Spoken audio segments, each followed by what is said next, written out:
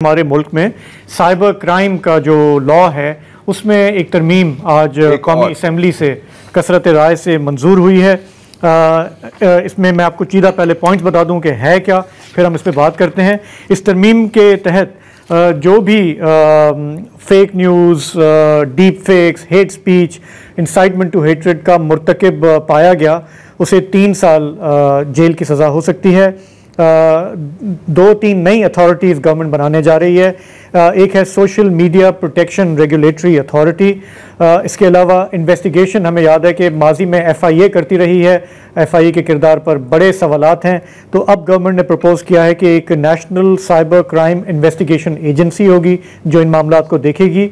साथ ही social media के हवाले से जो शिकायत आती हैं उनके अजाले के लिए प्रोटेक्शन ट्रिब्यूनल कायम किए जाएंगे, जिसमें एक जज बैठेंगे, एक एक्सपर्ट बैठेंगे IT के, और एक सहाफ़ी बैठेंगे जो प्रेस क्लब के मेंबर हों। मतलब आप हम तीनों आप तो हैं, हम तो हैं, तो जो नहीं है वो नहीं बैठ सकते। तो वो भाई जो प्रेस क्लब का मेंबर हो, जो मेंबर नहीं है वो उसमें नहीं बैठ सकता। तो इस तरह के इसमें मेजर्स हैं। बात है कि जो भी फैसला होगा उसकी अपील भी इसी इदारे को की जाएगी जी, हाई कोर्ट में नहीं की जाएगी या फिर सुप्रीम कोर्ट में जाए। तो ये भी उन्होंने खाता बीच से हटा दिया। सिंधी में कहते हैं हम कि वो जहान खान जो है उसके पास ही वापस केस जाएगा। तो अच्छा, कल जब हम बात कर रहे थे ना, जब हम बात कर रहे थे वो टैक्स वाली बात, इसमें भी तो वही था ना जी, अगर आपने अपील करना है तो आपने उनके साथ उनसे अपील करना है जिन्होंने आपको सजा सुनाई है। अच्छा, इसमें बड़े मजेदार भाई नहीं है यार बात मजेदार चीजें हैं इसमें। मसलन एक तो ये उन्होंने कहा है जी कि वर्किंग सहाफ़ियों को बिल्कुल डरने की जरूरत नहीं है, इसलिए कि सहाफ़ी तो वो होते हैं जो प्रेस क्लब के मेंबर हों। तो अब मुझे नहीं पता अब मुझे नहीं पता कि कितने % सहाफ़ी, जो 100 लोग अपने आप को सहाफ़ी कहते हैं, उनमें से कितने प्रेस क्लब के मेंबर हैं। बहुत सारे press club including Karachi press club membership बंद है, तो अब वो बाकी तो सहाफ़ी नहीं रहे।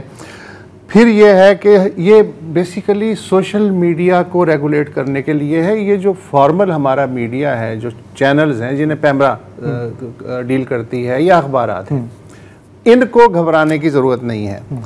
अब मसला ये है कि अगर कोई अखबार या चैनल YouTube चैनल चला रहा है और उस पर वही खबरें दे रहा है और सरकार ये समझ रही है कि इसमें मुसल्लह अफवाज या अदलिया या पार्लियामेंट या एग्जेक्टिव ब्ला ब्ला ब्ला के खिलाफ कोई इन्होंने ऐसी वैसी बात कर दी है, फेक न्यूज़ दे दी है, तो इसका मतलब है कि उसका खाता उस तरह से बंद हो जाएगा। ये इस तरह की चीज़ें हैं।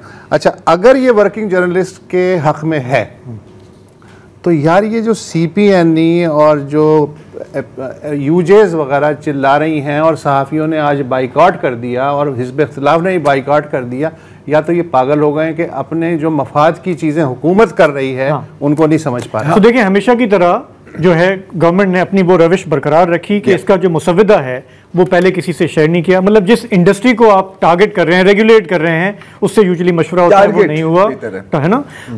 ये हमारी सहाफ़ती तंजीमें कह रही हैं कि हमसे वादा था कि मुसविदा आएगा, हम देखेंगे, लेकिन जिस तरह हमेशा होता है लास्ट मिनट पे आप लेकर आ गए कमेटी से लेके, आइज हैव इट। मतलब वो पार्लियामेंटेरियंस भी हमें कहते हैं कि यार हमने भी नहीं देखा था। अच्छा, मज़े की बात, कौन अप्रूव कर रहा है?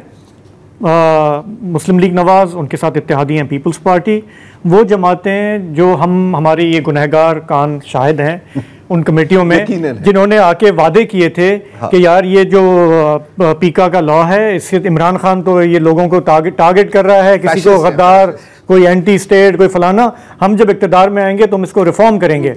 रिफॉर्म तो गया, छोड़ दें उसको, कुछ मजीद उसको क्या हुआ तेरा वादा। बिलावल साहब ये वो कसम कुछ दिन पहले तक बिलावल साहब कह रहे थे कि ये नहीं चलेगा, जैसे ये जो मजीद जो आप ड्रैकोनियन लॉज बता रहे हैं ये नहीं चलेगा। मुझे नहीं पता कि आज अगर पीपल्स पार्टी ने वोट नहीं दिया तो ये कैसे मंजूर हो गया और स्टैंडिंग कमेटी में चला गया। देखिए, पीपल्स पार्टी का ज़बरदस्त एक काम ये है बयानात देने में, धाड़ने में। आपको याद है पिछले दिनों हमने भी वो चलाया कि वो कह रहे थे, शोर मचा रहे थे कि इंटरनेट के साथ आपने सत्यानाश कर दिया, यूं कर दिया, वो कर दिया। लेकिन जहाँ पे मैटर करता है, हमारी वो कोलीग हैं फरिया अजीज, उन्होंने बहुत अच्छा पीस लिखा है डॉन में। उन्होंने कहा जब वो मैटर करता है, जहाँ पे आप पे जिम्मेदारी है, जो आपकी पोजीशन है वहां पे आके आप पतली गली से निकल जाते हैं, फिर आप कहते हैं जी हमें एतमाद में नहीं लिया गया, ये नहीं लिया गया, लेकिन आप हर चीज में आप सहूलतकार हैं। मैं गुच्छा हो गया हूँ, मैं गुच्छा हो गया हूँ। तो अच्छा नहीं, ये अच्छा फेक न्यूज की डेफिनेशन क्या है?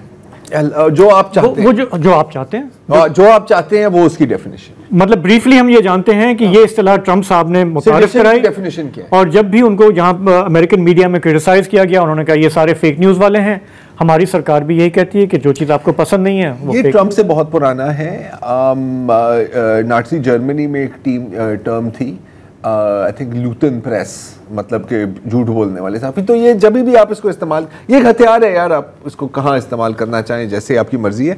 जहाँ तक ये पीका की बात है ना, और ये जो बिल्कुल मतलब ढक्का छुपा रखो और फिर लास्ट मिनट पे यूं करके, ये देखो पढ़ लिया आपने, ये इस तरह ना साइन कर दो बस, तो ये इनके डीएनए का हिस्सा है। आई मीन अगेन मैं वही फ्रिया का ही आर्टिकल पढ़ा था अभी कि 2015 में ड्राफ्ट लीक होती है, मंजर आम पर नहीं आती, कोई लाता नहीं है, वो लीक हो जाती है, और फिर हुकूमत कहती है कि नहीं नहीं क्या बात है, आपने तो पढ़ी ही नहीं है, ये वो ड्राफ्ट ही नहीं है। लेकिन फिर जब ड्राफ्ट अप्रूव होती है तो 99% वही ड्राफ्ट होती है। अच्छा, उस वक्त भी पीपी का किरदार माशाल्लाह वही था, ये देखें ये हो गया वो हो गया, हमने 50 इसमें अमेंडमेंट्स डाली हैं जो घूम फिर कर जेर जबर पेश चेंज करने वाली थी यार। तो देखिए इट्स बिजनेस एज यूजुअल। ये होती है कि मैं एहतिजाजन इसके हक में वोट दे रहा हूँ।